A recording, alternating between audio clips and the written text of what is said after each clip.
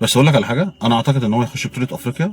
مش عارف ليه، ما عنديش حاجه امسكها لحسام حسن تقول كده، بس حسام حسن انا شايف ان في بطوله افريقيا هيبقى مختلف. طب اقول لك على حاجه، مش عارف ليه، هقول لك يعني على حاسس حاجه. ان هو واقف الشناوي، احمد الشناوي هو اللي هيبقى الجون الاساسي معاه. بص هقول لك على حاجه، حسام حسن ماشي هيدي اللعيبه الحافز ويلا، والبطوله بتاعتنا والتاريخ والدنيا والدين، وهيخلي اللعيبه كلها نازله جاهزه اول ماتش في التاني في التالت ونصعد. حلو. حلو. صعدنا المجموعه بتاعتنا ايا كان مين هنصعد، اول تاني هنصعد. حلو. ماشي. اول فرقه هنقابلها في دور ال 16 طالعه اول طالعه تاني فرقه تقيله، احنا هنتلب لبه ما يعلم بيها الا ربنا. ليه بقى؟ مش كل حاجه حماس. وبعدين الحماس فنيات. انا اديك حماس واديك روح لما انت يبقى عندك ثقه فيا ماشي وامكانياتك كويسه، فانا بديك الحافز ان انت تنزل تدي 100% من مجهودك. ده اللي المفروض يحصل من مدرب حماسي. ما هو بديك فنيات تنزل تعملها. تعملها. احنا مقتنعين ان حسام حسن ماشي مش مدرب فنيات. لا يعني مش اللي هو لا مش حسن شحاته. مش حسن. مش هنتكلم عن حسن شحاته عشان حسن شحاته في حته تانية. صح. حسن شحاته عمل كل حاجه في الكوره. صح. ماشي، خلى ليك شكل وتاريخ وبلعيبه محليه. ماشي، عمل بيك كل حاجه. فده راجل في حته تانية. هنتكلم مثلا زي واحد زي فايلر لما جه مسك الاهلي، ده كان مدرب فنيات. يعني ايه مدرب فنيات؟ يعني جاب لعيب بعيد في التلاجة زي رمضان صبحي وطلع منه حاجه وصنفره وخلى ليه ادوار في الملعب، عمل منه شكل. المدرب الجديد بتاع الاهلي جاب ديانج من التلاجة. ايوه. ومن لعيب هيمشي من الاهلي خلاص، خلاه الناس بتقول لك جددوا له باي رقم. عشان مهم. ليه؟ انا سدد لك الدفاع بتاعك المالت بتاع الاهلي اللي هو بيخش فيه جوان من كهربة اسماعيليه، خليته واقف قدام زمالك قدام سيراميكا ما يخشش فيه جوان. صح. او بيخش فيه جوان بس معدل اقل. ماشي. او مش كل ماتش بيخش فيه جون عارف امشي باللي معايا لحد ما اجيب الصفقات بتاعت الدفاع. فده مدرب فنيات طبعا. بيعمل شكل في الملعب وادوار في الملعب. مدرب الزمالك اللي مشي دوت انتوا مشيتوه ليه؟ عشان ما كانش بيعمل فنيات في الملعب. ماشي. وبلاس ان هو مش مدرب حماسي، يعني اللعيبه كلها فاقده الثقه، اللعيبه كلها حاسه ان هو مدرب اقل من امكانياته، الشوط الثاني اقل من الشوط الاولاني، فهو مش كوتش.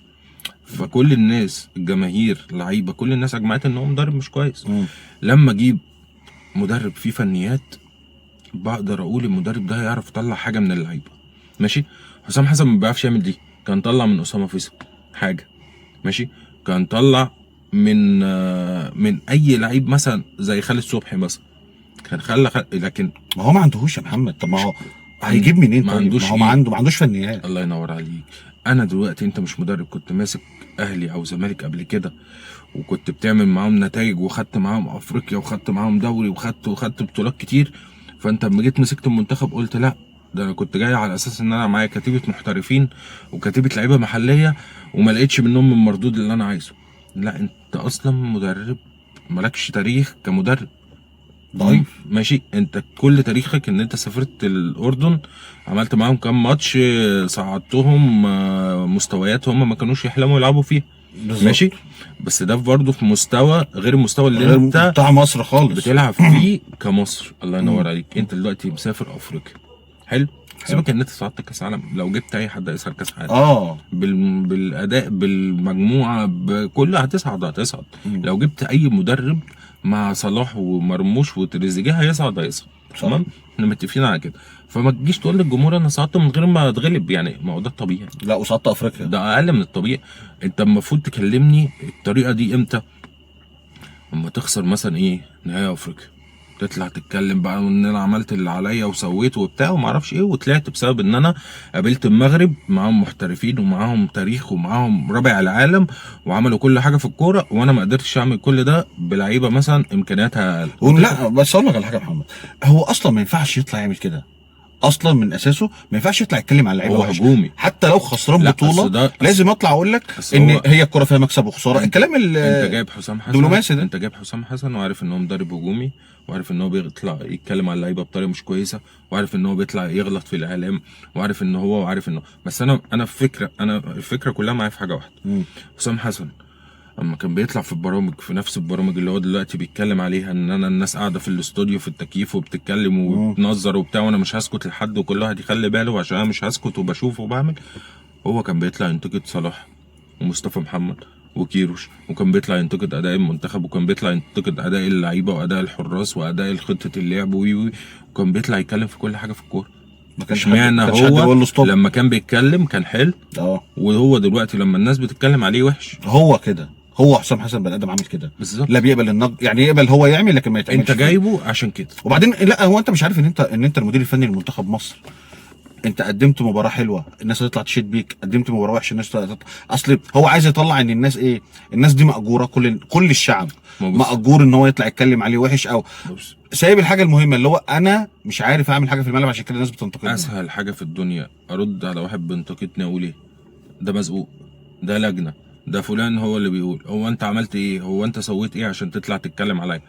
طب ما تسمع من كل الناس، ما ممكن الناس دي عندها وجهه نظر. وبعدين ما انت هتيجي في لحظه هيبقى ده جنان لما تيجي تقول لي الناس اللي بتنتقد ده. انا بركز ليه مع الناس احسن ما اركز مع نفسي.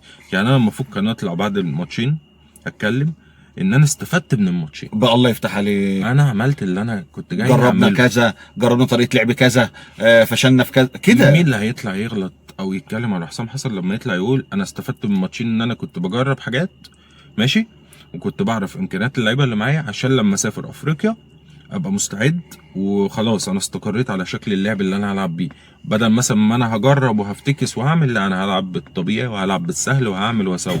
تمام. هو طلع غلط وهاجم وعمل كل حاجه وما اتكلمش في فنيات خالص، خدنا في سكه تانية خالص، ما اتكلمش في فنيات خالص. ليه بقى ما اتكلمش في فنيات؟ لان هو ما عملش فنيات.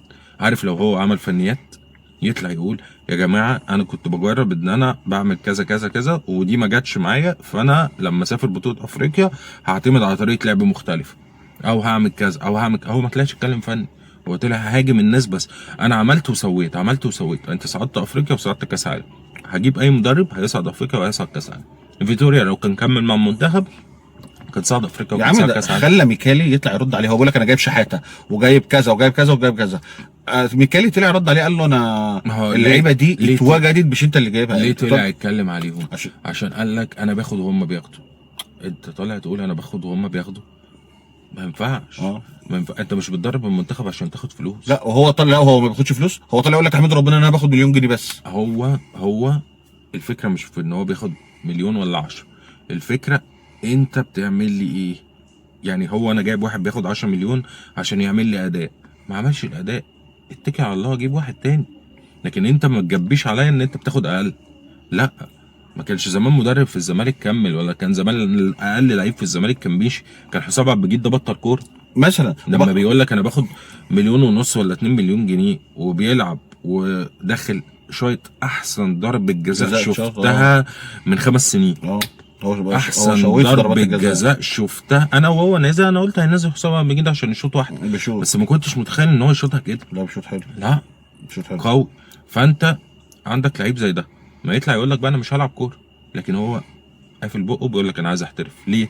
انا عايز فلوس، انا امكانياتي ماشي احسن من المبلغ اللي انا باخده. انت لو شايف المبلغ اللي انت بتاخده عشان منتخب مصر قليل امشي، لو انت مبدأك فلوس. لكن ما تطلعش تجيب لي ايه اصل انا بكسب وباخد فلوس قليله. محدش جبرك، هو ده انا جايبك على الاساس ده وانت وافقت. طب خليني اقول لك حاجه، حسام حسن اصلا بني ادم في شخصيته هو شكاي بكاي. ماشي، هو في كل حته والله لو جبت له ميسي هو شكاي برضه هيطلع يشتكي. في عز ما كان ماسك بيراميدز اللي هو بيجيبوا له لبن العصفور كان بيطلع يشتكي. فانت هو طالع مش عارف يعمل حاجه. هو شخصيته الدماغ دي طاغي عليه في المؤتمرات الصحفيه. ما يقدرش يطلع يكلمك في الفنيات، لكن يطلع يقول لك ايه انا عندي كذا ما جاش. امام عاشور الراجل اللي هو اصلا في مشكله معاه ومش هيلعبه قال لك مش ما جاش. محمد عبد المنعم نسي، محمد عبد المنعم اللي مصاب بقاله كام شهر طالع يقول لك انا ما عنديش 90% من القوه بتاعتي. طب الاثنين دول يعملوا 90% من القوه بتاعتك؟ بص يعملوا يا عم 90 حلو لو لعبوا مع حسام حسن وعملوا اداء وعملوا نتيجه وكسبوا افريقيا. هل اللعيبه هترضى ان هي طول الوقت يعني واحد زي محمد الشناوي ده من غير ما تيجي تقول له بين الشوطين لو وصلنا ضربات جزاء هنزل شوبير عشان هو كان احسن منك في التدريبات، فانا لو وصلت ضربات جزاء هنزل الشناوي عشان هو احسن منك في ضربات الجزاء.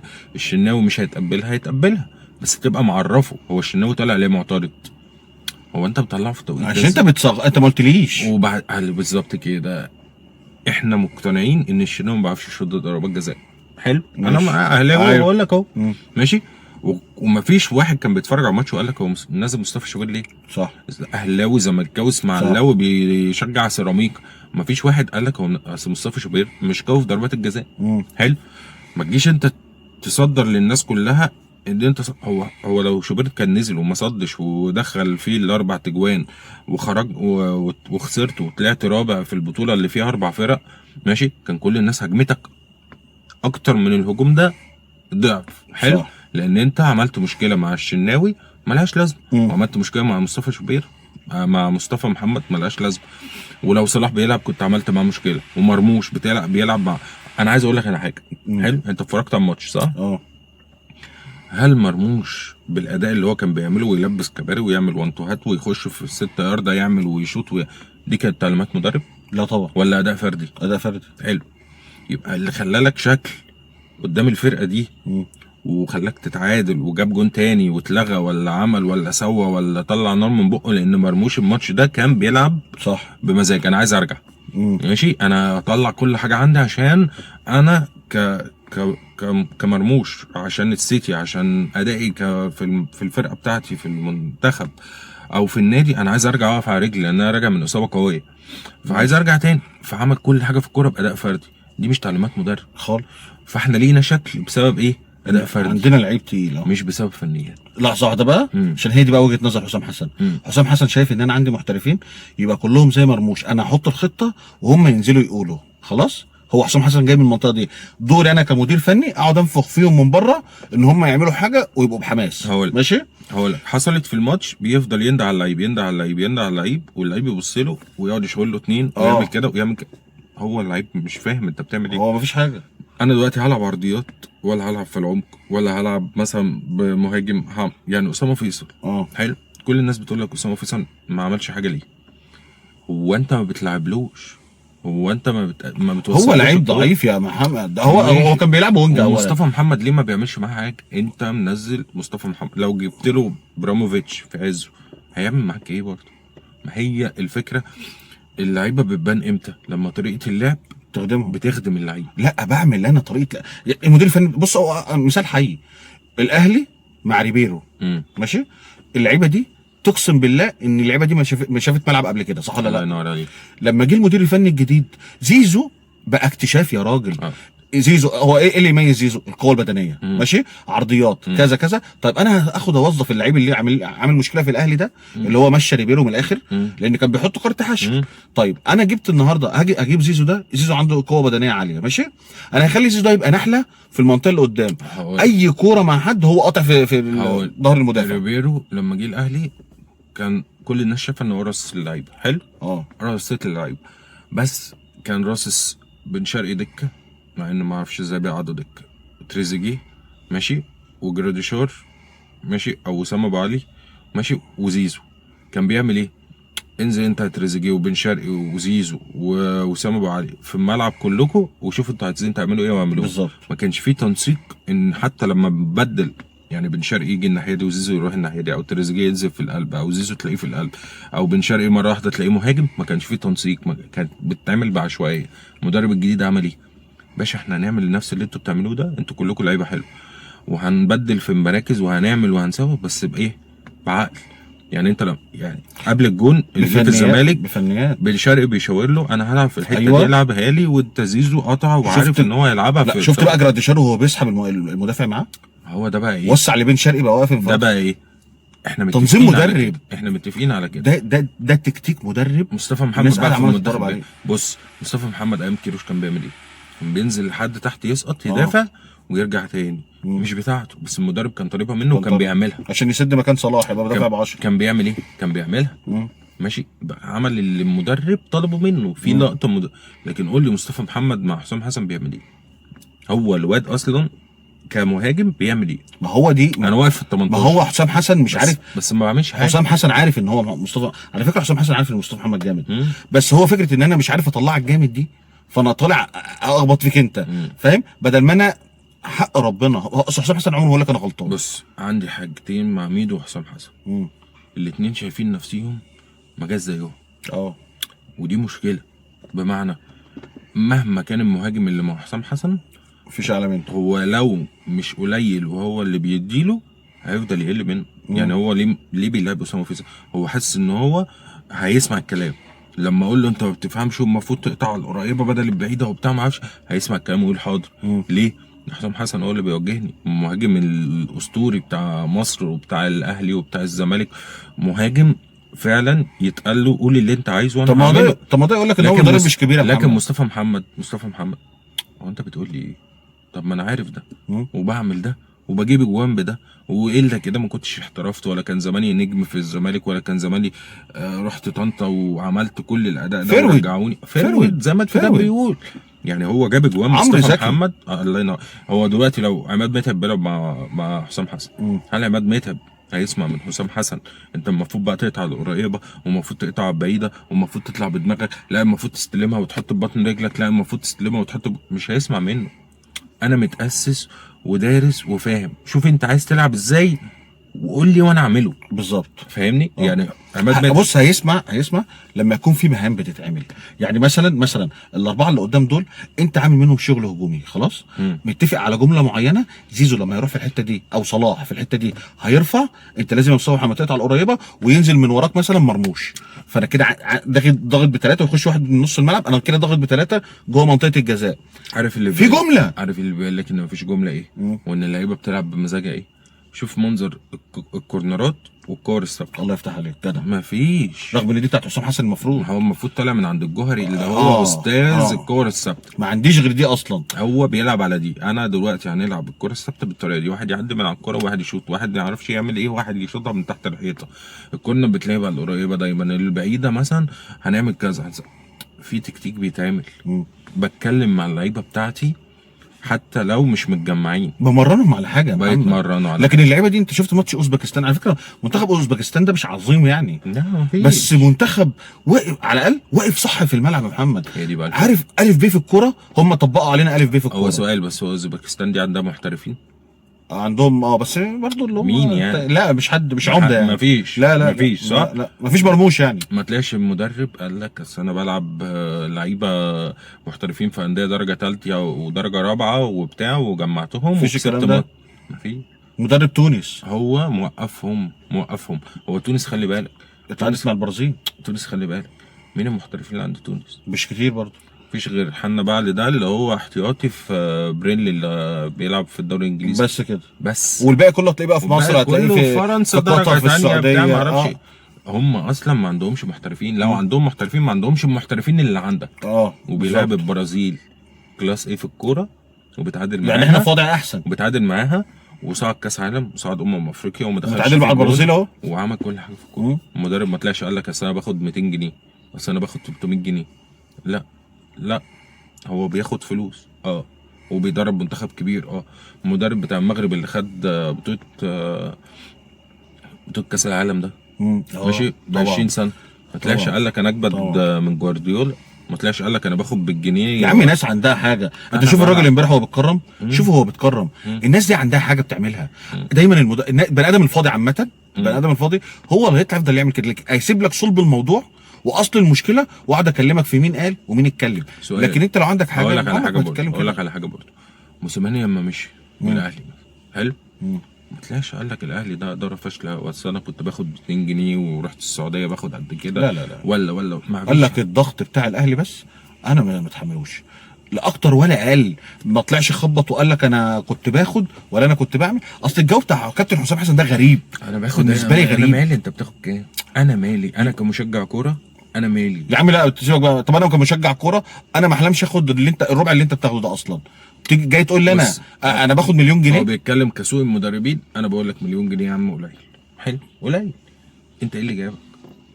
جاي عشان منتخب مصر؟ ما تطلعش تكلمني بقى تقول لي انا باخد كام. يا عم امال كان هيموت ويصحى وينام يصبحنا ويمسينا بفكره انا عايز امسك المنتخب. يطلع في اي حوار صحفي انا امتى همسك المنتخب. ابراهيم حسن يطلع في حته انا امتى همسك اخويا امتى همسك المنتخب. مسك المنتخب ويا عم يستحقها. انا قلت هيعمل حاجه غريبه يا محمد على الاستقتال ده. انت عايز فلوس زياده ولا انت عايز الناس ما تتكلمش عليك خالص؟ لا هو عايز الناس تقدر، عايز الناس ولا انت شايف ان انت عشان بتاخد قليل فما ينفعش الناس تتكلم عليه. ايوه، هو عايز ان انا اقدره ان انا باخد رقم قليل، فما يبقاش ليك عين ان انت تقول لي حاجه. الكلام ده يعني ده الكلام ده ينفع في الكوره؟ الكلام ده ما ينفعش مع مدرب ولعيبه اصل هتيجي بقى تقول لي ايه، اصل الصلاح بياخد اكتر مني، اصل مرموش ده بيقبض اكتر مني. لا انا مالي. تعالى بقى اللعيب اللي قاعد بره ما بيلعبش معاك يكيش عشان خاطر يلعب، ما انت هتوصل لكده. خلاص اديك زياده وتسمع مني نقد يعني. هي بالظبط. الفكره لو هي في فلوس خلاص، لا خد والله 3 مش مليون. هيسمع. خد 3 مليون ونطلع ننتقد براحتنا. لا مش ما هيعمل. انت خلاص بقيت تاخد فلوس اهو زيك زي الاجنبي. لا مش هيعمل كده برضه. طيب ما انت برضو طالع تقول ميكالي كنت بتجيبوه، فيتوريا كنت بتجيبوه، مدرب ناشئين طب بياخد ميكالي أكتر كان عنده مني. كوره على فكره. بياخد اكتر مني. ميكالي ده عمل ايه مع المنتخب؟ ده عمل ايه مع المنتخب؟ رابع. رابع عالم. حلو. وخسران من مين؟ وبيلعب بمين؟ ماشي بلعيبه صغيره. اللي هو انت بتلعب بالكريمه. حسام حسن بيلعب بالكريمه. انت عندك رفاهيه ان انت تختار. لكن ميكالي ده كان بياخد لعيبه احتياطي. فكره بقى ان انت مش عارف تختاره وبيتعامل مع، بص هي مشكلته الاساسيه ان هو بيتعامل مع منتخب مصر ان هو كانه ماسك المصري وراح يلعب الكونفدراليه، مظبوط، حقق مركز حلو ماشي مش مظبوط، يعمل حاجه. لكن مثلا راح تجيب لي مين؟ راح تجيب لي لعيبه انا حسام حسن مش قد طموح منتخب مصر. الله اقول لك ليه بقى مش قد عليك. طموح منتخب مصر. أيوة. المدرب الطموح ما طلعش يقول لك اصل انا صعدت. لا يعني انت كولر مشي واتضرب بالازايز ومنظر مهين حلو للكرة بتاعت مصر وللجمهور وبتاع وما اعرفش ايه. ما طلعش قال لك ده انا جبت لكم وعملت لكم كام بطوله، انتوا ازاي تعملوا معايا كده؟ ماشي. والراجل ده ايه؟ راح كاس عالم للانديه، كسبان افريقيا، ماشي، كسبان دوري، كسبان سوبر، وعمل كل حاجه في الكوره مع الاهلي حلو. وفي الاخر الجمهور مش راضي. الراجل عمل ايه والاداره عملت ايه؟ مع السلامه. لكن ما طلعش يقول ايه كويس ولا انتوا ليكوا عندي ازاي تكلموني كده، ده انا جايب لكم وعامل لكم ومسوي لكم. لا حسام حسن هيعمل كده. بس ده مدرب ايه؟ حسام حسن. اتفرج عليه لما يمشي من المنتخب. والله العظيم لو خد مركز اتفرج عليه لما يمشي من المنتخب. ماشي. لو خد افريقيا، لو صعد ده في كاس عالم مثلا طلع دور 16 ولا دور 8، ولا لو ما صعدش وخرج، اتفرج عليه. طب اقول لك على حاجه، وهو في البرنامج وهو كده قاعد ماشي وعمال يطلع هيشلف هيشلف. طب اقول لك على حاجه، انا شايف وواثق بنسبه 100% ان حسام حسن مش هيروح معانا كاس العالم. عارف ليه؟ عشان انت ما عندكش. طب لو كسب افريقيا يروح ولا مش هيروح؟ لو كسب افريقيا مش هيروح. مين اللي يقدر في البلد يقول له مش لو خد افريقيا؟ حسام حسن. مين اللي يقدر؟ مش هياخد افريقيا. انا معاك ان هو مش هياخد افريقيا، بس افرض حصلت المعجزه. وشوف منتخب مصر لما يقول معجزه ان هو ياخد افريقيا دي اللي احنا واخدينها 7 مرات زي السلام عليكم كده. صح. المغرب بجلاله قدرها واخدها مره ولا مرتين، تونس بجلاله قدرها واخدها مرتين، الكاميرون ما اعرفش واخدها كام مره. فانت بتتكلم مع ان انت اصلا بعبع افريقيا، يعني انت رايح بلعيبه. لو رايح من غير مدرب اللي قدامك هيعمل لك مليون حساب. اقول لك انا بطوله كاس العالم ده تبقى ايه قبلها؟ هيقول لك ان هيتقال لك ان دي مرحله تانية، ده محتاجين مدرب للمرحله دي، محتاجين لعيبه مش عارف ليه، وهتلاقي مدير فني. انا والله العظيم ده اللي انا شايفه، هتلاقي مدير فني تاني. اصل انت هتروح من المشاكل دي، ده سيبك من المشاكل اللي هتحصل. بس المشاكل دي ما تخليكش تاخد افريقيا. اصل انت ايوه انت لسه ما شفتش المشاكل اللي هتحصل في بطوله الامم الافريقيه. انت لسه ما شفتش، يعني مثلا ما شفتش لما نعمل ماتش وحش والجمهور يطلع يزيط عليه مثلا، ده هيتعامل معانا ازاي؟ اللي هو احنا ممكن ما نصعدش من المجموعات. عارف ليه؟ أيوة. عشان اللعيبه دي ما تروحش معاك كاس العالم. بس لسه جوايا برضو الحته بتاعت ان اللاعب المصري هيدي في الملعب. ما هو اللاعب المصري بيدي عشان خاطر ما بيلعبش عشان خاطر المدرب، هو بيلعب عشان خاطر اول ما بيلبس التيشيرت هو بيحس ان هو في بطوله كبيره. لكن ماشي بقى، تعالى بقى اللعيبه دي متحضره لكده وجاهزه لكده بالروح وبالانتماء وكل حاجه، ان انا هنزل اقتل نفسي اموت نفسي خلاص. تعالى بقى انت اللعيبه دي رحت انت خلاص اللعيبه وصلت لمرحله عاليه، بيجي لك بقى مدير فني عبقري مثلا زي كابتن حسام حسن، يروح جاي عامل لك تريكايه كده في الملعب، انت لا بمجهودك ولا بادائك هتعرف تجاريها. طبعا. يعني مثلا لما تنزل في ماتش تروح لعب لي الثلاثه ورا منهم اتنين الباكات وبتدافع بواحد، قول لي بالله عليك انت في قدام وحوش افريقيا دي يا راجل، انت بوركينا فاسو عملت عليك شغل. انت برضو حسام حسن مش مدير فنيات، مش مدير فني عنده فنيات. فانت مش علي ماهر. لا طبعا مش علي ماهر. علي ماهر في ملعب يشوف يعرف يحكم الملعب وبيعمل ايه وينزل يغير اداء ويعمل ويسوي. لكن حسام حسن هيعمل ايه؟ هيسخن اللعيبه قبل الماتش فينزلوا يدوا تلت ساعه، وهيسخن اللعيبه ويزعق فيهم بين الشوطين فينزلوا يدوا ايه؟ ربع ساعه. لكن غير كده انت بقيت الماتش انت مش هتتفرج على حاجه. انت مش هتتفرج على كوره قدام فرقه بقى قدام فرقه مش هترحم. مش هترحمك. بص هي ما بقى. هتصدق يلاقي عندك ثغره اصلا عشان الله، نستغلها. لا ده لما يلاقي الملعب كله ثغرات، ايوه اللعيبه هتعمل أيوة. ايه؟ اللعيبه انت بقى بص بقى، الكارثه بقى اللي لو راح عملها، ان لو راح هناك، لو راح افريقيا وراح مدافع، بص انت حسام حسن كل ما بيعرفش الفتره دي يدافع. كده، كل الفتره دي كده انت درقت عليها تراب، حسام حسن مش هيدافع عشان هو ما بيعرفش يدافع. ما ولا بيعرف يهاجم. ما هو ده برضه ما هو ده برضه هيتعامل مع مدرب انت عارف ان هو عنده حته دفاعيه. يعني رضا عبد العال ماشي، الانديه بتتعاقد معاه ليه؟ عشان بيعرف يدافع. على عبد العال على عبد العال ماشي، الانديه بتتعاقد معاه عشان بيعرف يدافع، بيلم لهم بونت في بونت في بونت، بيقعدهم في الدوري. صح حلو صح. فده مدرب عنده طريقه لعب. طلعت يوسف عنده فلسفه لعب وطريقه لعب. حلمي طولان عنده طريقه لعب، ليهم هويه، مش ليه هويه. حسام حسن حد انديه منتخب مصر، اي منتخب ما عندوش هويه غير ان هو بيحمس اللعيبه. ما عندوش هويه كمدير فني. يعني علي ماهر انت بتتفرج لو هيفتح الملعب هيلعب بالشكل ده، لو بيقفل الملعب هيلعب بالشكل ده، في طريقه لعب. لكن انت مع حسام حسن انت عمال تدور الكره من اليمين للشمال ومن الشمال لليمين، باصي يمين، باصي شمال، باصي يمين، باصي شمال. مفيش بقى ايه، مين اللعيب اللي هيقطع في النص، مين اللعيب اللي هيخش يزيد، مين اللعيب اللي بيكمل من نص الملعب، اللي هيكسر الخطوط. يعني انت مش عارف امام عاشور لما يلعب معاه هيلعب ايه. ما هو مش عارف لما زيزو هيلعب معاه هيلعب ايه. مش عارف. لا هي كلها مع حسام حسن مواقف لعب. يعني انت لما تيجي تقول لي مهاجم، زي مثلا المثال بتاع مرموش، موقف لعب. هو لعيب جامد داخل في الحته دي، يعرف يلم له 3 4 ويخش ويجيب جون ويعمل لك شغل. لكن انت مثلا، انت لو معاه مدير فني مش هتاخد بطوله كده. مش هتاخد بطوله كده. اصل ده هيقف. ممكن تكسب ماتش او 2 أو 3 كده، بس مش هتاخد بطوله. هتوقف لما تلاعب فرقه. لما اجي في ماتش انا محتاج فيه، الماتش واقف معايا، انا محتاج فيه حلول فنيه من بره، مش هلاقي اللي يساعدني من بره ويديهاني يا محمد. حسام حسن ده لو بيقابل السنغال في عزها، ماني وصار ومندي في الجون واللعيبه الحلوه دي اللي كيروش كان بيلعبها وخسر منها وما صعدش كاس عالم وبضربات جزاء، وخسر منها في النهايه بضربات جزاء. لو حسام حسن اللي بيدرب منتخب مصر قدام السنغال، قول لي بقى كان الشكل هيبقى عامل ازاي؟ اقسم لك بالله كنا طلعنا 6. الله ينور عليك. هي دي بقى المشكله، لان حسام حسن عنده مشكله لما بيجي يتضقر، خلاص انا مش عارف واروح عامل اروح مطلع لك بقى كل اللي ورا ده قدام، فتحت لك شوارع ورا، اجري يا باشا وسجل زي ما انت عايز. هي دي مشكله. هو بقى دي الفكره. عشان كده حسام حسن مش هيروح كاس عالم، مش هيروح كاس عالم. حتى لو خد بطوله افريقيا، لو خدها مش هياخدها بالاداء المبهر اللي انت فاكره. ومصر خلاص دلوقتي واصله لمرحله ان هو انا عايز اروح كاس العالم اعمل اداء. ايوه طبعا، عايز اصعد اعمل اهداف، وانا مش كفايه ان انا صعدت، انا عايز اروح واكمل. اصل دلوقتي اي حد بيوصل، اي حد هيوصل، لكن احنا هنستنى 4 سنين تاني. يعني عارف العمر بيجري يا محمد برضه. بس انت الاربع سنين الجايين دول انت صلاح مش هيبقى معاك مثلا. يعني ده اخر كاس عالم صلاح هيلعبوا معاك والله. صلاح 33 سنه، صلاح السنه الجايه 34 سنه، فانت مش هيلعب صلاح لحد ما يبقى عنده 38 سنه.